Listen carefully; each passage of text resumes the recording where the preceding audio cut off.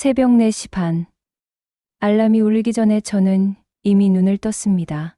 어둠 속에서도 익숙한 동작으로 유니폼을 입고 머리를 단정하게 묶었죠.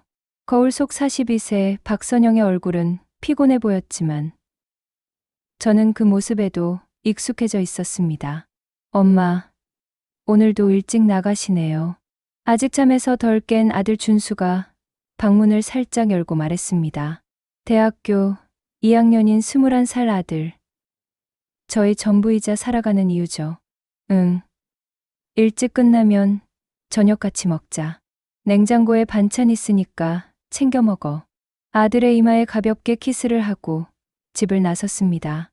지하철에서 요양병원까지는 1시간 반 거리. 20대 후반의 남편을 잃고 혼자 아이를 키우느라 이런 생활이 벌써 15년째입니다. 간호조무사 자격을 따고 이 일을 시작한 지도 어느덧 13년이 흘렀죠. 새벽 6시 푸른빛 요양병원 간판이 보였습니다. 3층짜리 건물이지만 국내 최대 의료재단 소속이라 시설만큼은 최고 수준이었죠. 저는 2층 중환자실을 담당하고 있었습니다. 선영 씨, 오늘 특실 환자 한 분 더 입원하신대. 동료 간호사 미경이가 말했습니다. 정우철 이사장님이시래. 그 유명한 청산의료재단 설립자 말이야. 순간 긴장이 되었습니다. 청산의료재단은 전국의 23개 병원을 운영하는 거대한 의료기관이었거든요.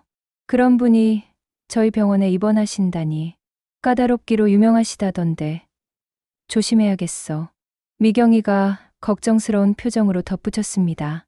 오전 8시 드디어 정우철 이사장이 입원하셨습니다. 73세의 나이에도 불구하고 이염 있는 모습이었죠.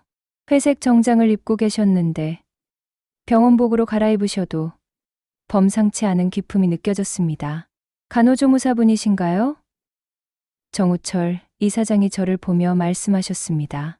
목소리는 낮고 차분했지만 어딘지 쌀쌀한 느낌이었어요. 네, 박선영입니다. 앞으로 제가 돌봄을 담당하겠습니다. 정중하게 인사를 드렸죠. 아침마다 아메리카노 한 잔씩 부탁드리겠습니다. 설탕은 넣지 마시고요. 간단한 주문이었지만 목소리 톤에서 타협의 여지가 없음을 느꼈습니다. 저는 곧바로 1층 카페로 향했습니다. 평소보다 더 신중하게 원두를 선택하고 온도를 확인했죠. 컵에 담긴 커피가 흔들리지 않게 조심스럽게 들고 특실로 올라갔습니다. 여기 아메리카노입니다. 문을 두드리고 들어가서 커피를 건넸습니다. 정우철 이사장은 커피를 한 모금 마시고는 잠깐 멈추셨어요.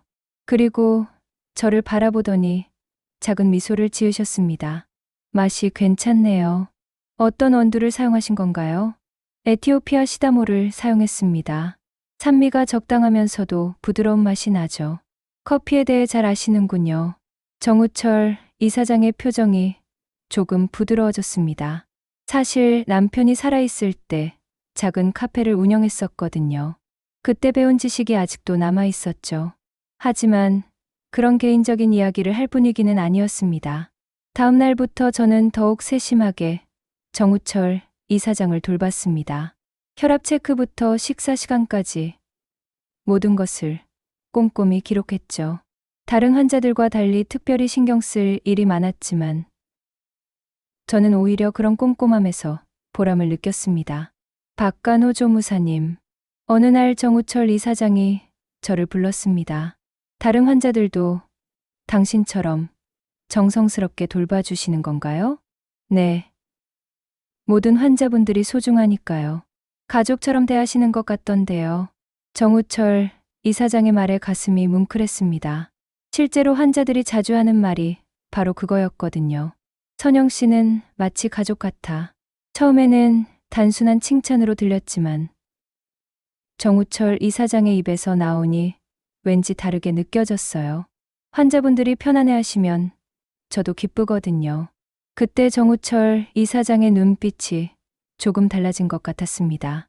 처음 만났을 때의 차갑고 권위적인 모습과는 다른 어딘지 외로워 보이는 표정이었죠. 저는 그 순간을 잊을 수가 없었습니다. 15년간 혼자 살아오면서 누군가의 그런 눈빛을 받아본 적이 언제였는지 기억조차 나지 않았거든요. 하지만 동시에 불안함도 엄습했어요. 이런 감정을 가져도 되는 걸까요?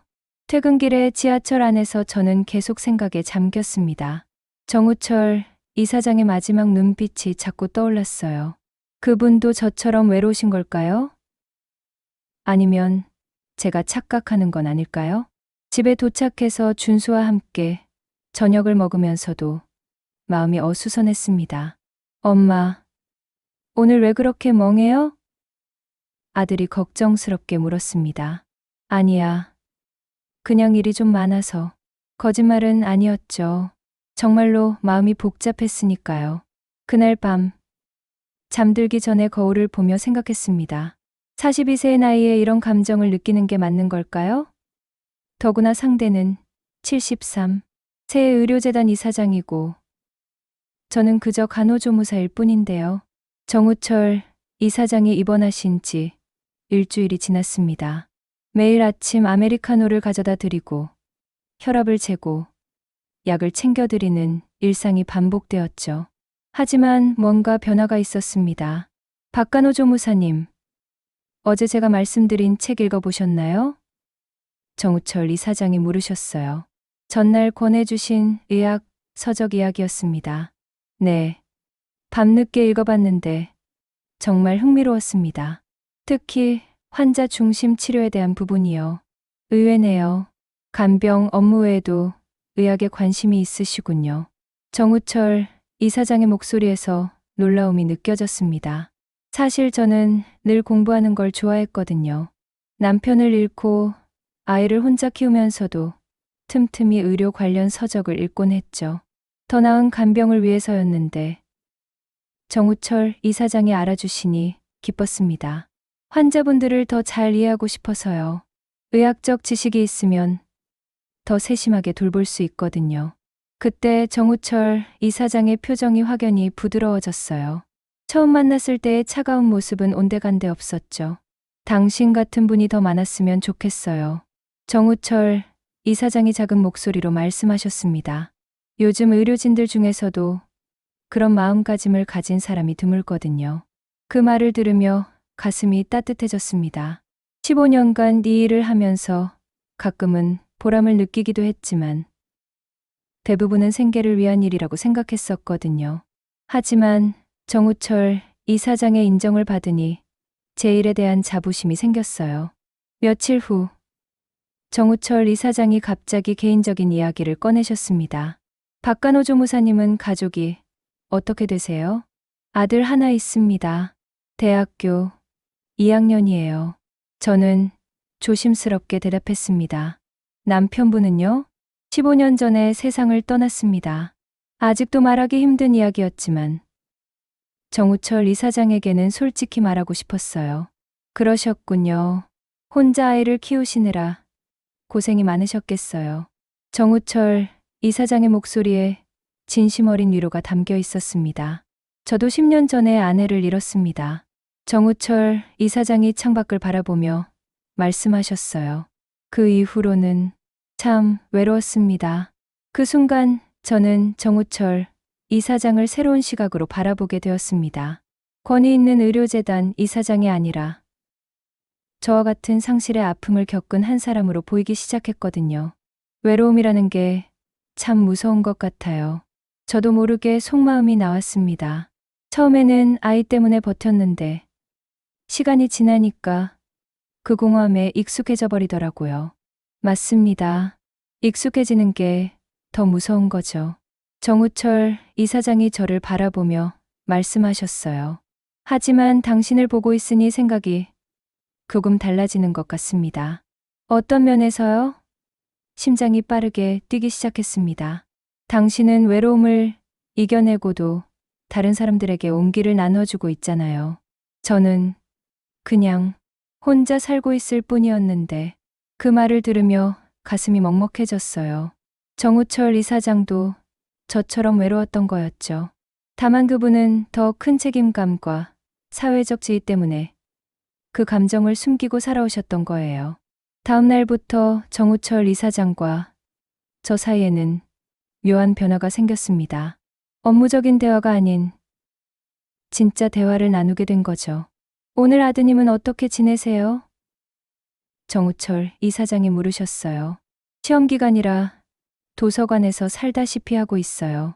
걱정되긴 하지만 열심히 하는 모습이 대견하기도 하고요. 자랑스러우시겠어요. 혼자 그렇게 훌륭하게 키우셨으니. 그런 칭찬을 들을 때마다 제 마음 한구석이 따뜻해졌습니다. 오랫동안 누군가에게 인정받고 싶다는 마음이 있었는데 정우철 이사장이 그 갈증을 채워주시는 것 같았어요. 하지만 동시에 두려움도 커져갔습니다. 이런 감정을 가져도 되는 걸까요? 저는 그저 간호조무사이고 정우철 이사장은 제가 감히 범접할 수 없는 분이었거든요.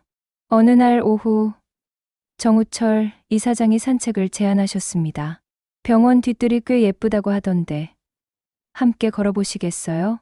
네, 좋습니다. 저는 휠체어를 준비했습니다. 병원 뒤편에는 작은 정원이 있었어요. 가을이라 단풍잎들이 예쁘게 물들어 있었죠. 정우철 이사장은 휠체어에서 내려 벤치에 앉으셨습니다. 이런 여유를 가져본 지가 언제인지 모르겠네요. 정우철 이사장이 하늘을 바라보며 말씀하셨어요. 바쁘게 사셨나 봐요. 재단을 운영하다 보니 늘 일에 매달려 살았죠. 아내가 살아있을 때는 그래도 집에 가면 평온함이 있었는데 목소리가 작아지셨어요. 저는 말없이 옆에 앉아 있었습니다. 위로의 말보다는 함께 있어주는 게 더 중요한 것 같았거든요. 박간호 조무사님, 정우철 이사장이 저를 불렀습니다. 네, 당신 덕분에 오랜만에 사람답게 살고 있는 것 같습니다. 정우철 이사장이 제 손을 가만히 잡으셨어요. 그 순간 제 온몸에 전기가 흐르는 것 같았습니다. 15년 만에 느끼는 낯선 감정이었죠. 하지만 동시에 무서웠어요. 이렇게 마음을 열어도 되는 걸까요?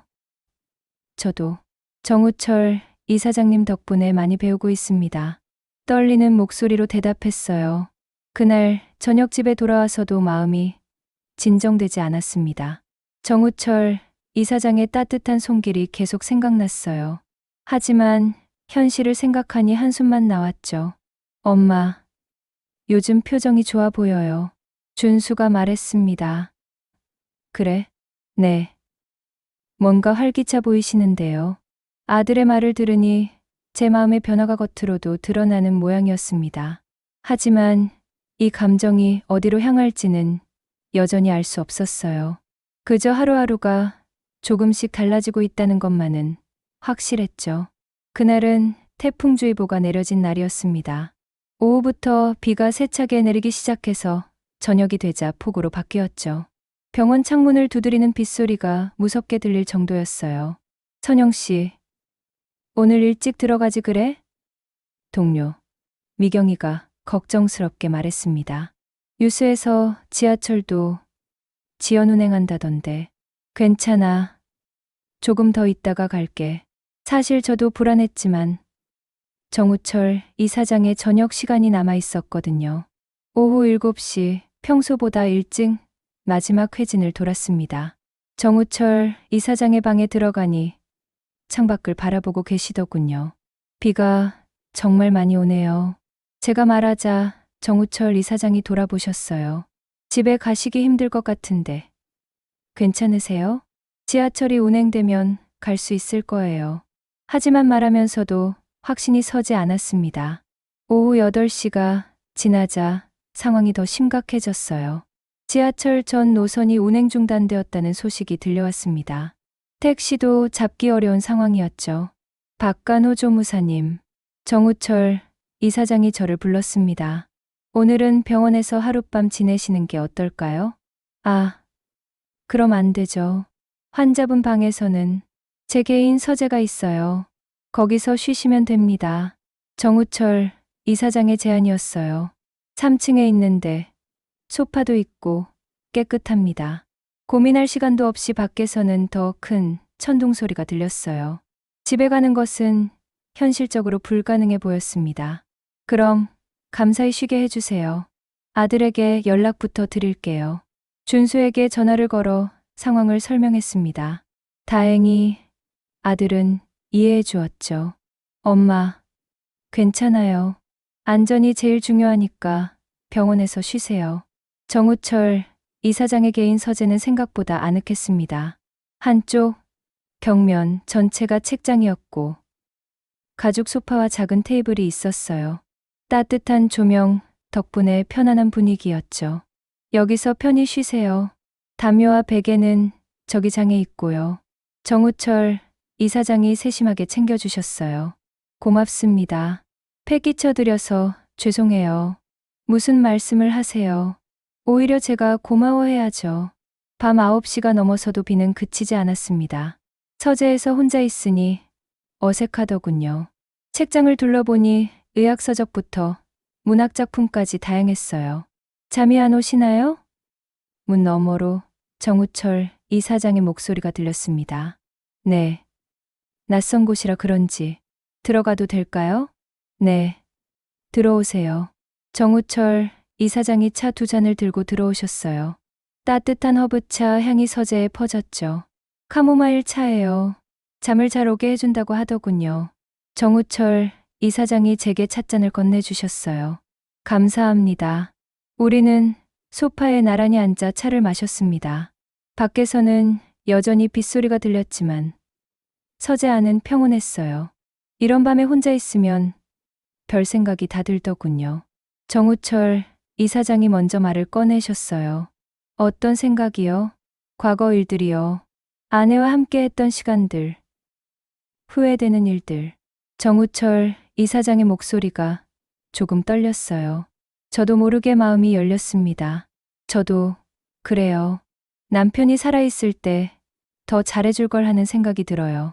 그때는 너무 바빠서 소홀히 했던 것들이 많았거든요. 우리는 참 닮은 점이 많은 것 같네요.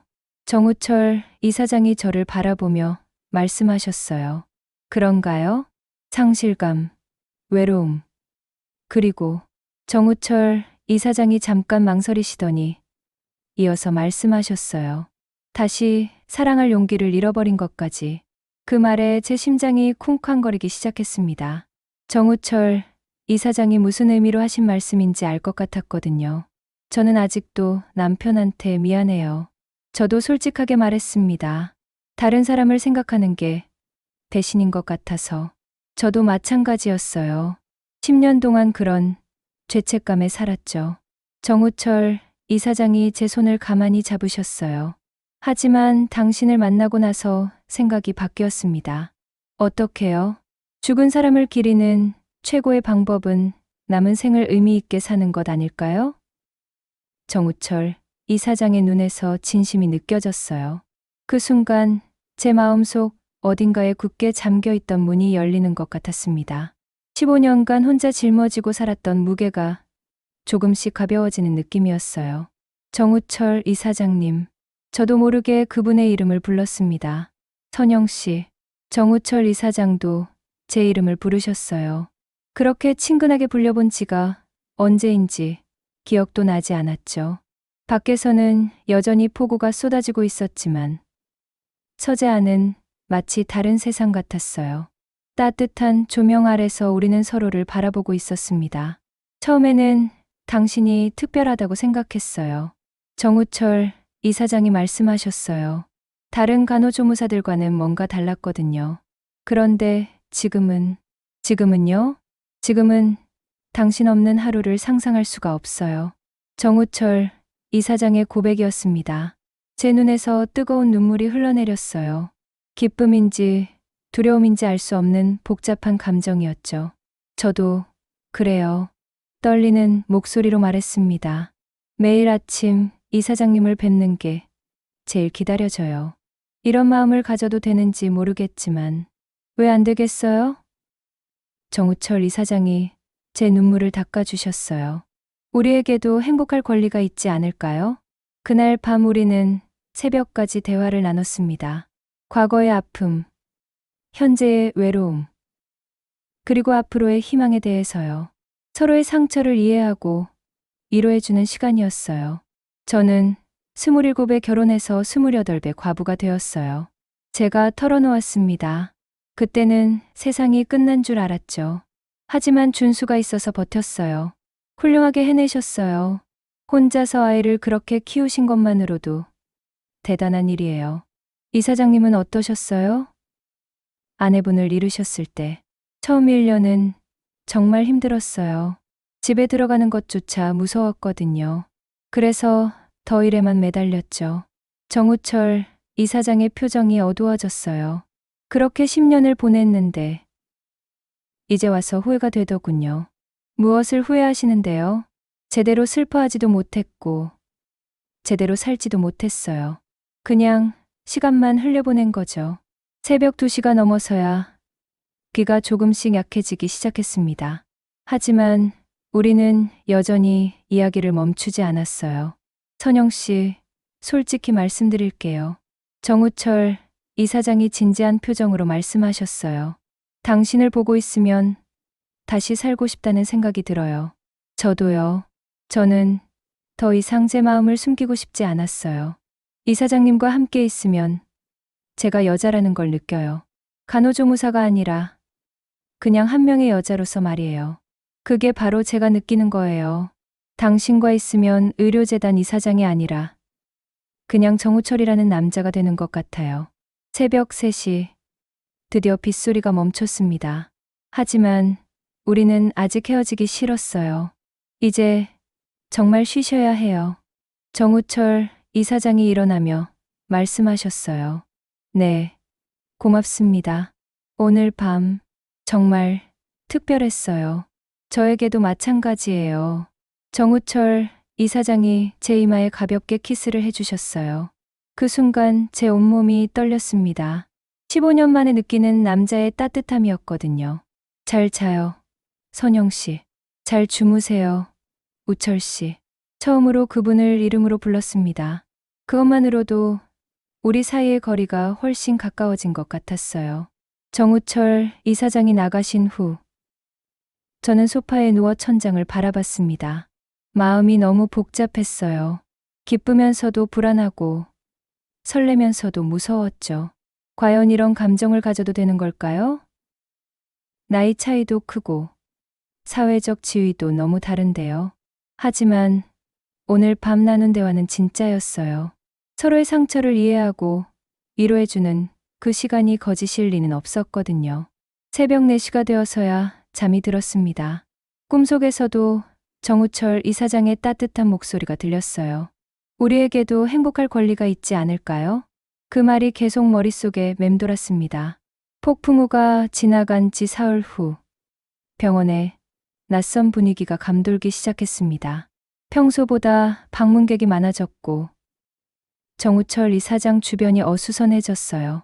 선영 씨, 오늘 정우철 이사장님 자녀분들이 오신다던데? 동료 이경희가 걱정스럽게 물었습니다. 네, 아침에 들으셨어요. 사실 저도 긴장되었습니다. 정우철 이사장의 아들과 딸은 모두 의료재단에서 중요한 직책을 맡고 있다고 들었거든요.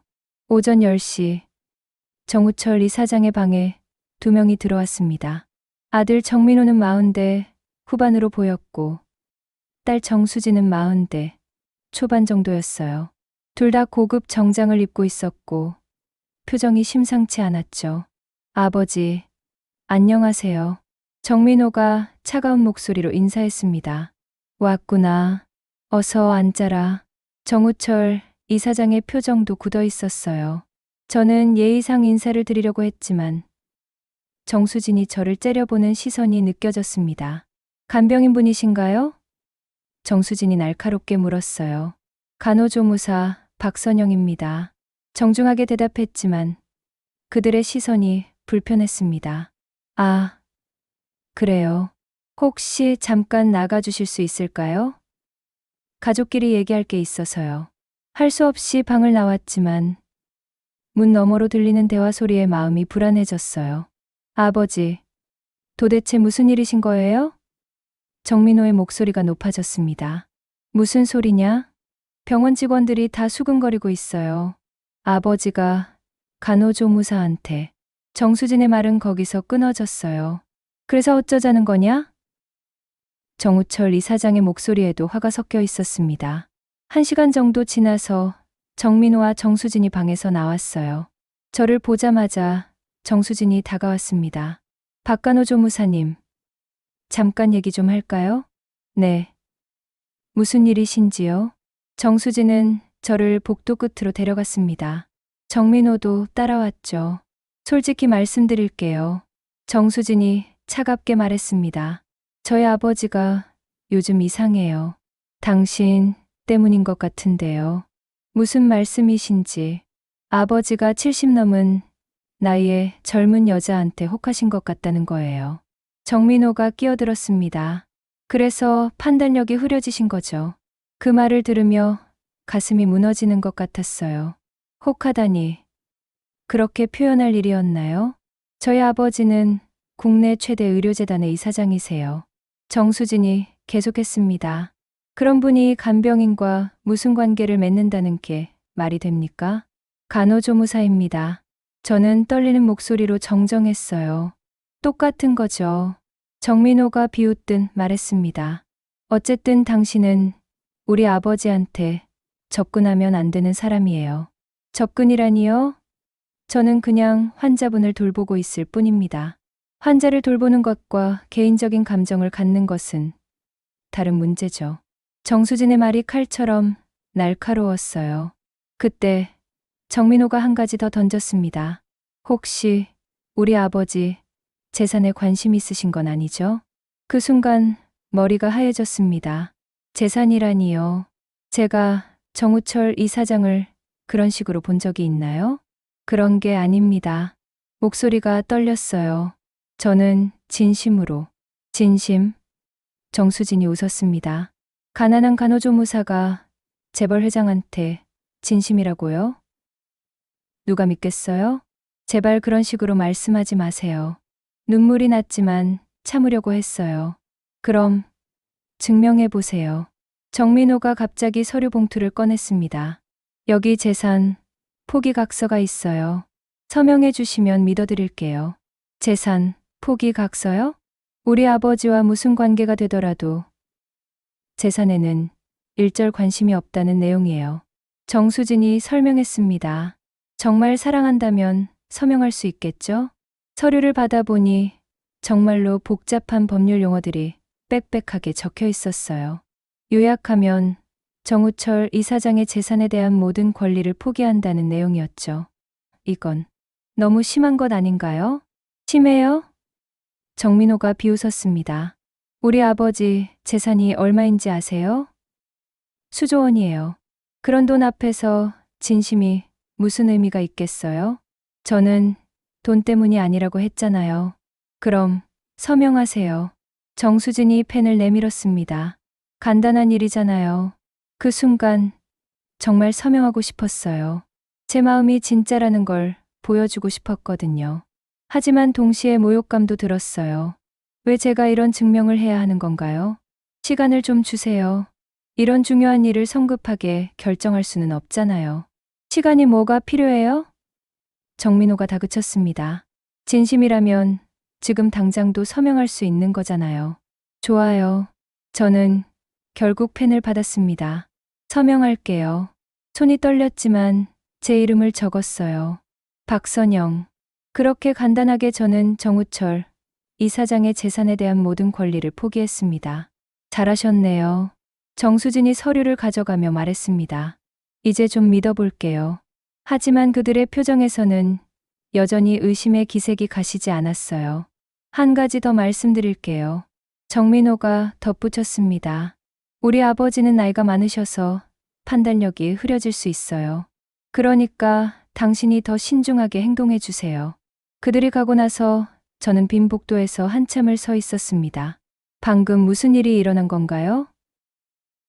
제가 서명한 각서가 정말 필요한 거였을까요? 오후에 정우철 이사장을 뵈었을 때 그분의 표정도 어두웠어요. 선영 씨, 우리 애들이 뭔가 말하지 않았나요? 아니에요. 별 말씀 안 하셨어요. 거짓말이었지만 정우철 이사장을 더 힘들게 하고 싶지 않았어요. 하지만 정우철 이사장은 눈치채신 것 같았어요. 미안해요. 아이들이 좀 예민해서. 괜찮아요. 이해해요. 하지만 괜찮지 않았어요. 정민호와 정수진의 말들이 계속 머릿속에 맴돌았거든요. 정말 제가 정우철 이사장에게 접근하면 안 되는 사람인 건가요? 그날 밤 집에 돌아와서도 마음이 무거웠습니다.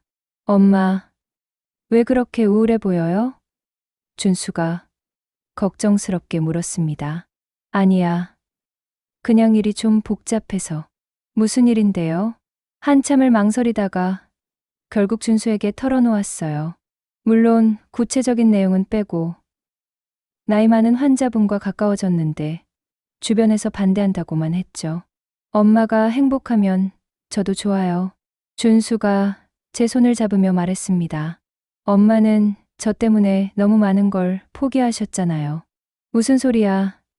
내가 있어서 행복했는데. 그래도 엄마도 사랑할 권리가 있어요.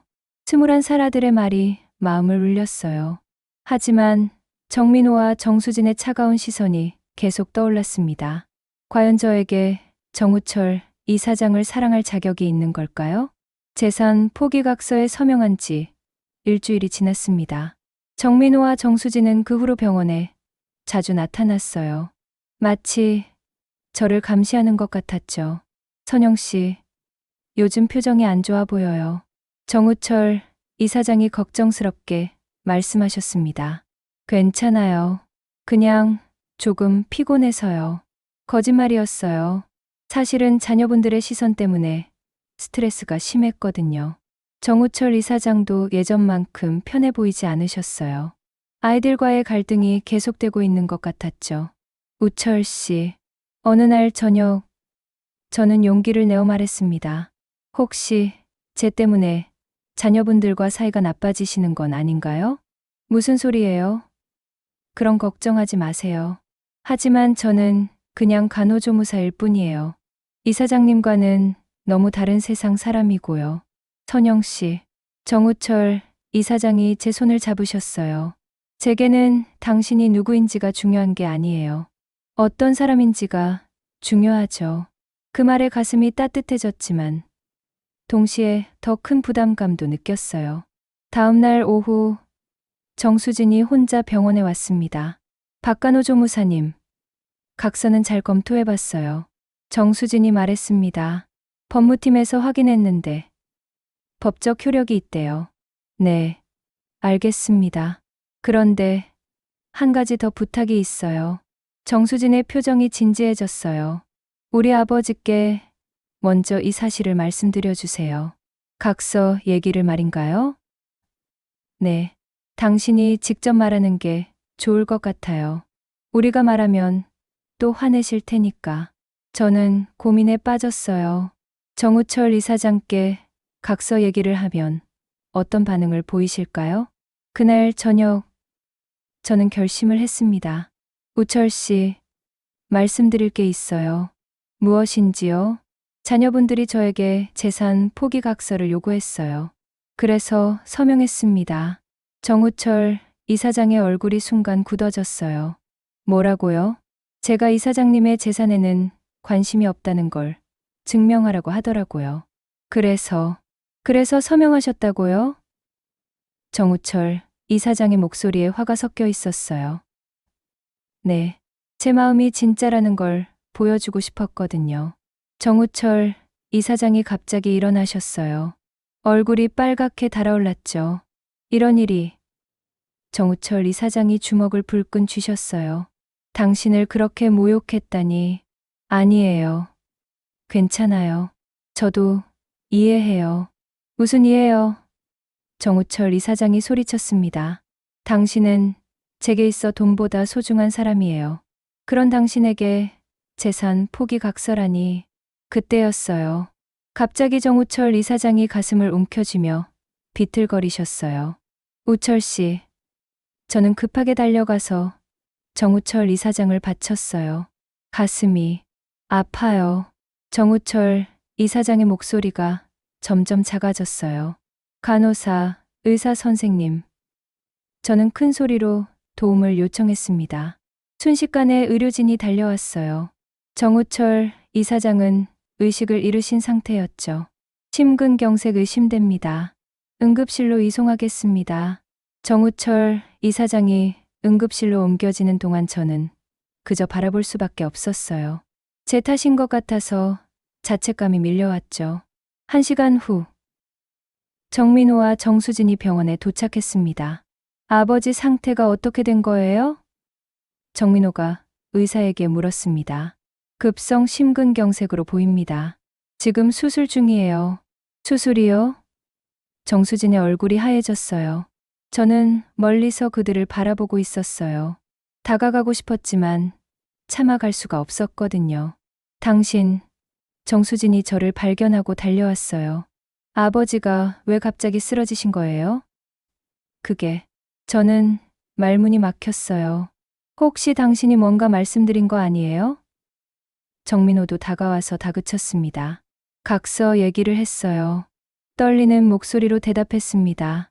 그랬더니 갑자기 화를 내시면서 뭐라고요? 정수진이 소리쳤어요. 우리가 말하지 말라고 했잖아요. 하지만 숨기는 것보다는 솔직하게 말씀드리는 게. 솔직하게요? 정민호가 비웃었습니다. 그 솔직함 때문에 우리 아버지가 쓰러지신 거잖아요. 저는 아무 말도 할 수 없었어요. 정말로 제 탓이었으니까요. 수술은 5시간이나 걸렸습니다. 그동안 저는 복도 구석에서 기다렸어요. 정민호와 정수진은 저를 쳐다보지도 않았죠. 새벽 2시, 드디어 수술이 끝났습니다. 수술은 성공적으로 끝났습니다. 의사가 말했어요. 하지만 아직 의식을 회복하지 못했습니다. 좀 더 지켜봐야 할 것 같아요. 의식불명이라는 말씀이신가요? 정수진이 떨리는 목소리로 물었습니다. 현재로서는 그렇습니다. 언제 깨어나실지는 확실하지 않아요. 그 말을 들은 순간 제 다리에 힘이 빠졌어요. 정우철 이사장이 의식불명이라니요. 이것 봐요. 정민호가 저를 향해 소리쳤습니다. 결국 이렇게 됐잖아요. 제발 조용히 하세요. 정수진이 오빠를 말렸지만 저를 보는 눈빛은 차가웠어요.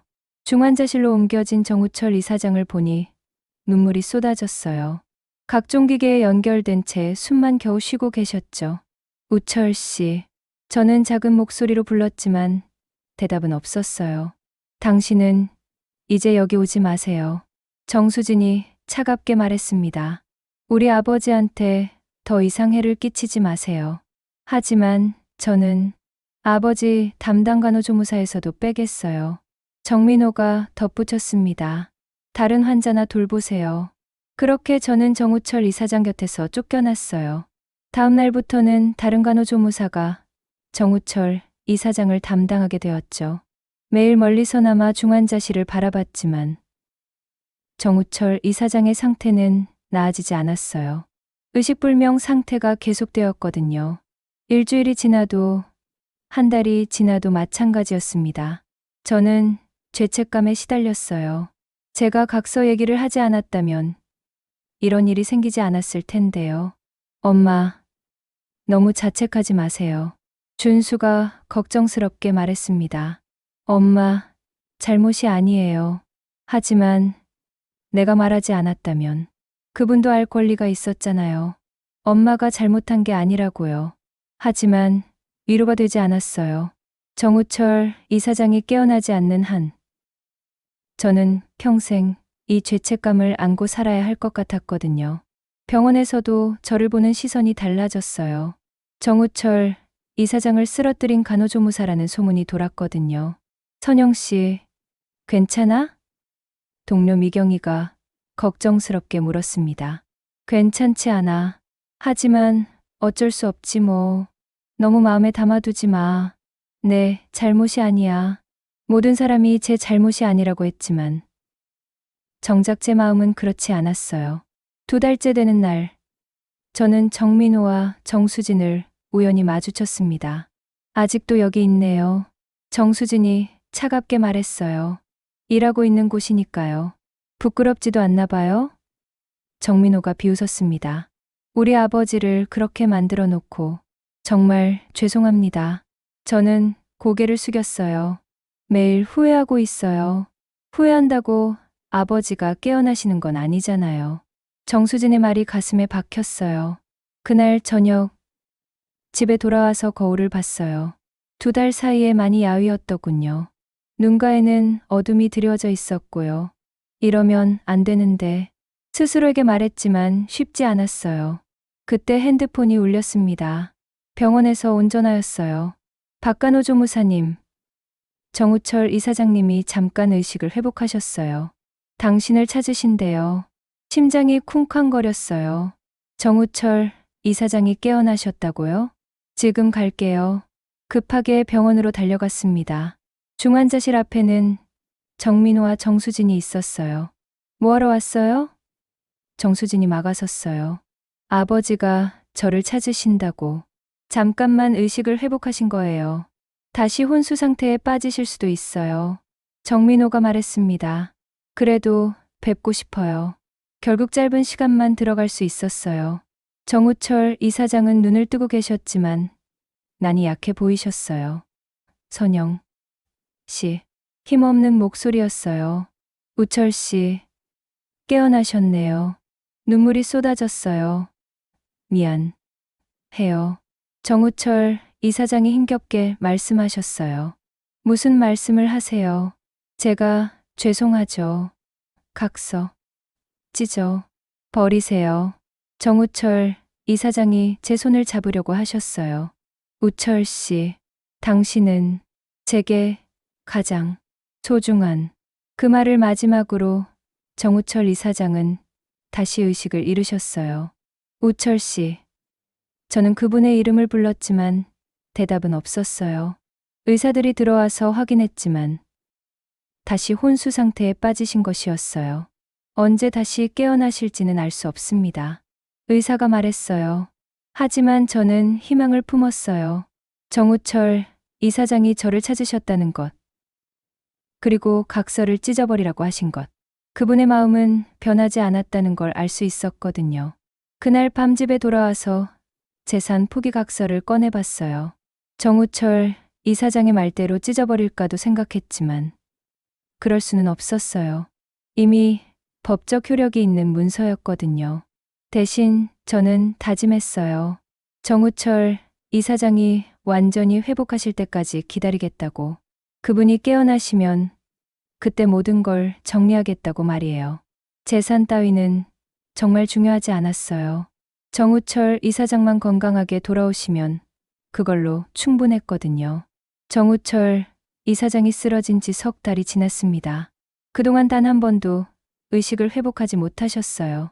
저는 매일 멀리서나마 중환자실을 바라보며 기도했지만 상황은 나아지지 않았죠. 선영 씨, 이사장님 자녀분들이 경영권을 넘겨받으셨대. 동료 미경이가 조심스럽게 말했습니다. 그래? 사실 예상했던 일이었어요. 정우철 이사장이 의식불명 상태이니 당연한 수순이었죠. 하지만 그 후부터 병원 분위기가 확연히 달라졌어요. 정민호와 정수진이 실질적인 경영권을 잡으면서 여러 가지가 바뀌기 시작했거든요. 박간호 조무사님, 어느 날 정수진이 저를 불렀습니다. 잠깐 시간 있으세요? 네. 무슨 일이신지요? 사무실로 와주세요. 정수진의 사무실은 3층에 새로 꾸며진 곳이었어요. 고급스러운 인테리어와 큰 책상이 인상적이었죠. 앉으세요. 정수진이 차갑게 말했습니다. 오늘 부른 이유는 당신의 근무 태도 때문이에요. 근무 태도요? 요즘 집중력이 떨어진다는 보고를 받았어요. 다른 환자들 돌보는데 소홀하다고 하더군요. 사실 맞는 말이었어요. 정우철 이사장 걱정 때문에 다른 일에 집중하기 어려웠거든요. 죄송합니다. 앞으로 더 신경 쓰겠습니다. 그런 말씀을 몇 번 들었는지 아세요?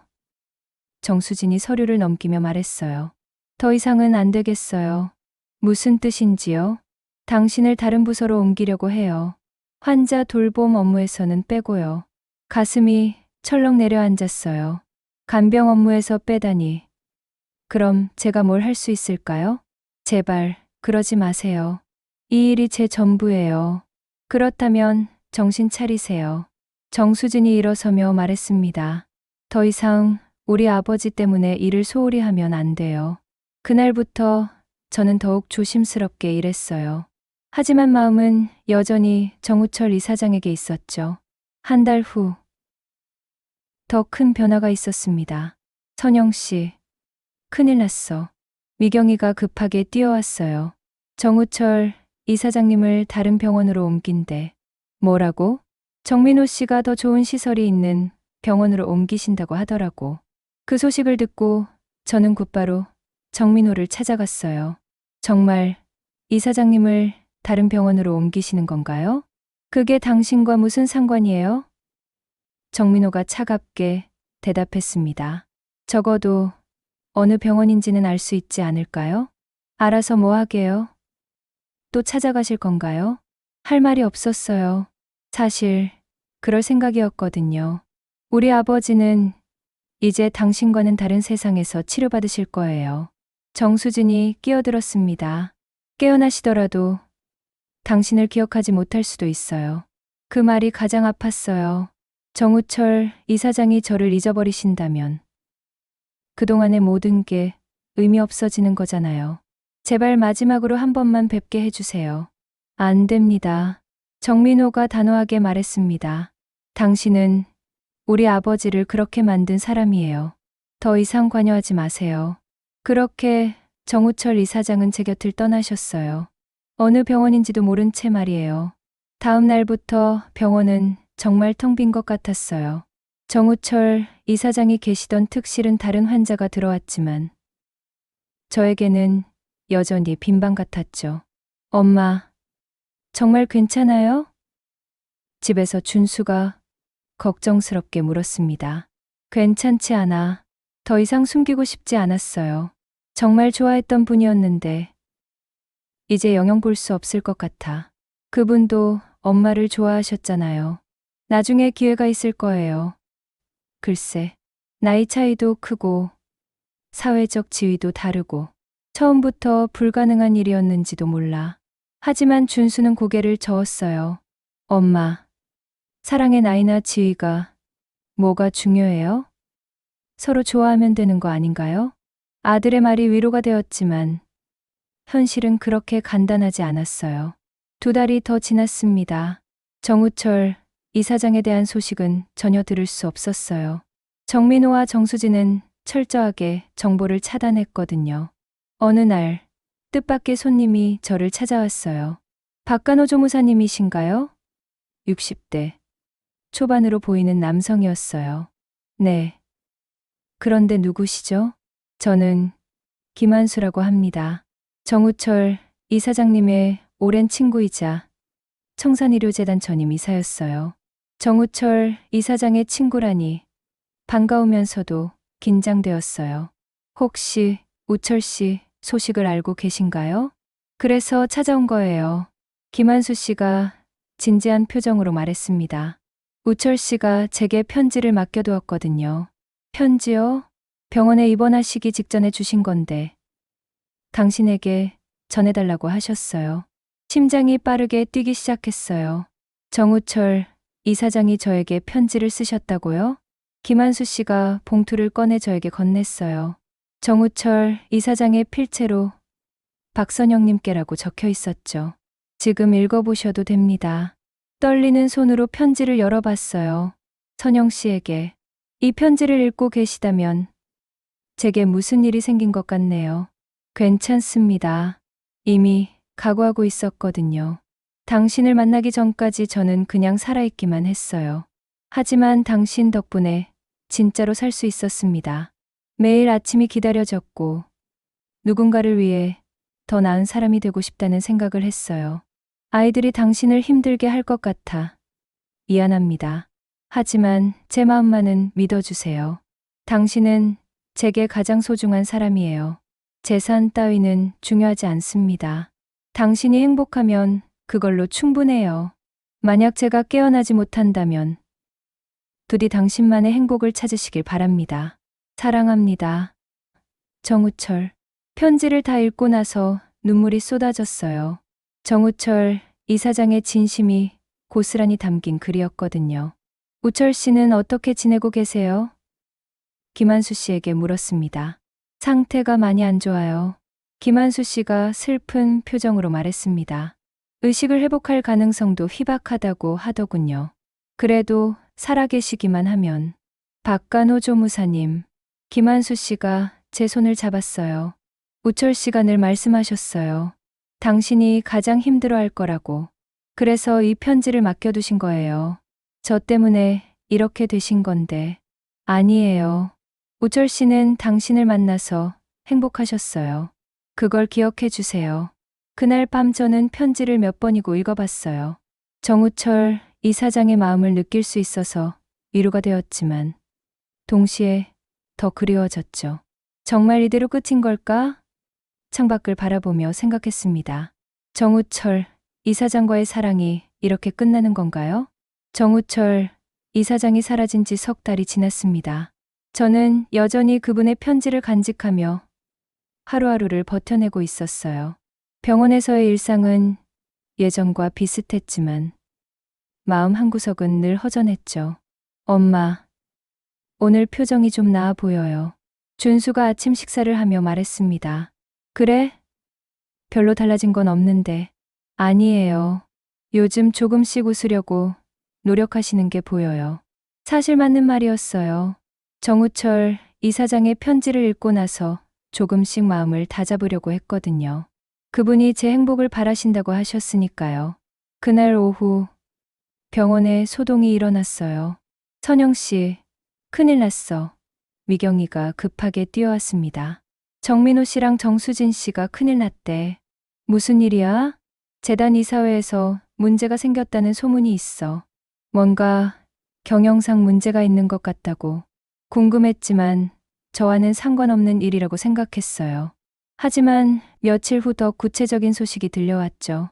정민호 씨가 재단 자금을 개인적으로 사용했다는 의혹이 제기됐대. 병원 직원들 사이에서 수군거리는 소리가 들렸어요. 그리고 정수진 씨도 뭔가 계약 과정에서 문제가 있었다는 얘기가. 저는 그런 소문들을 들으며 걱정이 되었어요. 정우철 이사장이 평생 일궈온 재단이 흔들리고 있다는 얘기였거든요. 일주일 후 충격적인 소식을 들었습니다. 선영 씨, 정우철 이사장님이 의식을 회복하셨대. 미경이가 흥분해서 말했어요. 뭐라고? 심장이 쿵쾅거렸어요. 갑자기 깨어나셔서 말씀도 하신다고. 그런데 첫말이 재단으로 돌아가겠다는 거였대. 저는 그 자리에서 주저앉을 뻔했어요. 정우철 이사장이 깨어나셨다니. 정말 기적 같은 일이었죠. 하지만 동시에 불안했어요. 저를 기억하실까요? 아니면 정민호와 정수진 말대로 모든 걸 잊어버리신 걸까요? 이틀 후 정우철 이사장이 병원에 돌아오셨습니다. 석 달 만에 보는 모습이었는데 많이 야위셨더군요. 하지만 눈빛만은 예전 그대로였어요. 박간호 조무사님, 정우철 이사장이 저를 보자마자 불렀습니다. 이사장님, 목이 메어 제대로 말이 나오지 않았어요. 그동안 얼마나 걱정했는지 아세요? 정우철 이사장이 저를 기억하고 계셨어요. 그것만으로도 눈물이 쏟아졌죠. 하지만 정민호와 정수진의 표정은 좋지 않았어요. 아버지, 아직 완전히 회복되지 않으셨어요. 정수진이 말했습니다. 좀 더 쉬셔야 해요. 나는 괜찮다. 정우철 이사장의 목소리는 여전히 위험이 있었어요. 오히려 너희들이 뭘 했는지 얘기해봐라. 그때부터 정민호와 정수진의 얼굴이 하얘졌어요. 아버지, 그게 재단 자금을 횡령했다는 소리가 사실이냐? 정우철 이사장의 목소리에 분노가 섞여 있었어요. 횡령이 아니라 필요한 투자였어요. 정민호가 변명했습니다. 필요한 투자. 누가 승인했나? 이사회 결의도 없이 수십억을 어떻게 함부로 쓸 수 있었나? 그 순간 저는 상황을 이해했어요. 정민호와 정수진이 정우철 이사장이 의식불명인 틈을 타서 잘못된 일을 저질렀던 거였죠. 그리고 수진아, 정우철 이사장이 딸을 바라봤어요. 내가 계약서를 조작했다는 소리도 들었다. 아버지, 그건 변명하지 마라. 이미 다 조사했다. 정우철 이사장은 의식을 회복하자마자 모든 상황을 파악하신 거였어요. 그리고 자식들의 잘못도 다 알고 계셨죠. 당장 모든 직책에서 물러나라. 정우철 이사장이 단호하게 말씀하셨어요. 아버지, 정민호와 정수진이 동시에 소리쳤어요. 내가 쓰러진 동안 재단을 어떻게 만들어 놓았는지 다 봤다. 정우철 이사장의 목소리가 떨렸어요. 평생 쌓아온 신뢰를 하루아침에 무너뜨려 놓았구나. 정민호와 정수진은 아무 말도 할 수 없었어요. 아버지 앞에서 꼼짝없이 들킨 아이들 같았죠. 아버지. 하지만 저희도 재단을 위해서. 재단을 위해서? 정우철 이사장이 냉소적으로 웃으셨어요. 재단을 위해서 환자들 치료비를 횡령하고 허위 계약서를 만들었다고? 그제야 저는 정민호와 정수진이 얼마나 큰 일을 저질렀는지 알 수 있었어요. 그리고 한 가지 더. 정우철 이사장이 저를 바라보며 말씀하셨어요. 박간호 조무사님에게 재산 포기 각서를 받았다면서? 정민호와 정수진의 얼굴이 더욱 굳어졌어요. 아버지, 그건 뭐냐? 내 허락도 없이 어떻게 그런 일을 할 수 있었나? 정우철 이사장의 분노가 절정에 달했어요. 하지만 아버지가 판단력을 잃으셨을 때였잖아요. 정수진이 항변했습니다. 판단력을 잃었다고? 정우철 이사장이 일어서셨어요. 내가 언제 판단력을 잃었나? 사랑하는 사람이 생겼다고 판단력을 잃은 거냐? 그 순간 저는 가슴이 뛰는 것을 느꼈어요. 정우철 이사장이 저를 사랑하는 사람이라고 말씀하신 거였거든요. 아버지. 하지만 그 여자는. 그 여자? 정우철 이사장의 눈빛이 차가워졌어요. 박선영 씨를 그런 식으로 부르지 마라. 그분은 너희보다 훨씬 고귀한 사람이다. 정민호와 정수진은 입을 다물 수밖에 없었어요. 선영 씨. 정우철 이사장이 저를 불렀습니다. 혹시 제가 의식불명인 동안 힘든 일이 많았나요? 아니에요. 괜찮았어요. 거짓말이었지만 정우철 이사장을 더 힘들게 하고 싶지 않았어요. 하지만 정우철 이사장은 다 알고 계신 것 같았어요. 김한수 이사가 모든 걸 보고했어요. 당신이 얼마나 힘들어했는지, 그리고 이 아이들이 당신을 어떻게 대했는지 다 알고 있습니다. 그때야 저는 김한수 씨가 정우철 이사장에게 모든 상황을 알려드렸다는 걸 깨달았어요. 정민호, 정수진, 정우철 이사장이 자식들을 불렀습니다. 너희는 앞으로 재단 일에 관여하지 마라. 그리고 당장 박선영 씨에게 사과해라. 아버지, 그건 너무. 사과하지 않으면 아예 상속에서 제외하겠다. 정우철 이사장의 말에 정민호와 정수진이 깜짝 놀랐어요. 할 수 없이 그들은 저에게 고개를 숙였어요. 죄송했습니다. 정민호가 작은 목소리로 말했습니다. 정말 죄송해요. 정수진도 따라서 사과했어요. 하지만 그들의 사과는 진심 같지 않았어요. 어쩔 수 없이 하는 것처럼 보였거든요. 그리고 재산 포기각서는 당장 파기하도록 해라. 정우철 이사장이 명령했습니다. 하지만 이미 법적 효력이 법무팀의 말에서 무효화시켜라. 내 명령이다. 그렇게 정민호와 정수진은 쫓겨나듯 방을 나갔어요. 방에 저와 정우철 이사장만 남게 되자 갑자기 어색해졌어요. 우철 씨, 저는 조심스럽게 말했습니다. 선영 씨, 정말 미안해요. 정우철 이사장이 제 손을 잡으셨어요. 제 아이들 때문에 얼마나 힘드셨을지. 괜찮아요. 이해해요. 아니에요. 전혀 괜찮지 않아요. 정우철 이사장의 눈에 눈물이 맺혔어요. 의식불명인 동안에도 가끔씩 들렸어요. 당신이 울고 계시는 소리. 제 이름을 부르는 소리. 우철 씨. 그때마다 깨어나고 싶었어요. 당신을 위로해드리고 싶었어요. 하지만 몸이 말을 듣지 않았어요. 저는 더 이상 참을 수 없어서 울음을 터뜨렸어요. 그동안 얼마나 외롭고 힘들었는지, 정우철 이사장이 깨어나시기만을 얼마나 기다렸는지. 이제 괜찮아요. 정우철 이사장이 저를 안아주셨어요. 다시는 당신을 혼자 두지 않겠어요. 한참을 그렇게 있다가 정우철 이사장이 말씀하셨어요. 선영 씨, 제가 결정한 게 있어요. 무엇인지요? 유언장을 다시 쓰려고 해요. 재산의 절반을 당신과 준수에게 물려주고 싶어요. 그럴 필요 없어요. 저는 깜짝 놀라서 말했어요. 저는 정말 돈이 필요한 게 아니에요. 알고 있어요. 그래서 더 드리고 싶은 거예요. 정우철 이사장이 미소 지으셨어요. 돈 때문이 아니라 진심으로 저를 사랑해 주신 분이니까요. 하지만 자녀분들이, 그 아이들은 이미 충분히 받았어요. 그리고 잘못도 저질렀고요. 정우철 이사장의 목소리가 단호했어요. 이제는 정말 소중한 사람들과 함께 남은 시간을 보내고 싶어요. 그날 정우철 이사장은 정말로 유언장을 다시 쓰셨어요. 그리고 재단 이사회에 정민호와 정수진의 해임을 요구하셨죠. 이사장님이 돌아오셨으니 이제 모든 게 정상화될 거예요. 김한수 씨가 말씀하셨어요. 하지만 저는 걱정이 되었어요. 정민호와 정수진이 가만히 있을 것 같지 않았거든요. 우철 씨, 자녀분들과의 관계가 더 나빠지는 것 아닌가요? 이미 나빠질 대로 나빠졌어요.